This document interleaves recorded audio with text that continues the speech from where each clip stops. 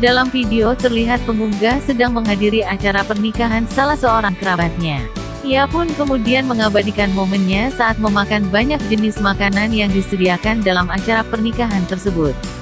Total ada sebanyak 12 menu yang dimakan oleh pengunggah. Pengunggah juga menuliskan sebuah caption dalam videonya. Makan di kondangan, cek tulisnya. Saat dikonfirmasi tribunnews.com, pengunggah bernama Alia Zukrufina mengatakan, berkat video yang dibuatnya sang pengantin malah berterima kasih padanya. Lantaran berkat Alia, pernikahan sang pengantin yang merupakan temannya itu menjadi viral di sosial media. Ia mengaku membuat video tersebut juga hanya untuk membuat konten dan iseng saja. Menurut Alia, ada total lebih dari 20 menu makanan yang disediakan di acara pernikahan tersebut. Alia mengaku tak memakan semua menu yang disediakan.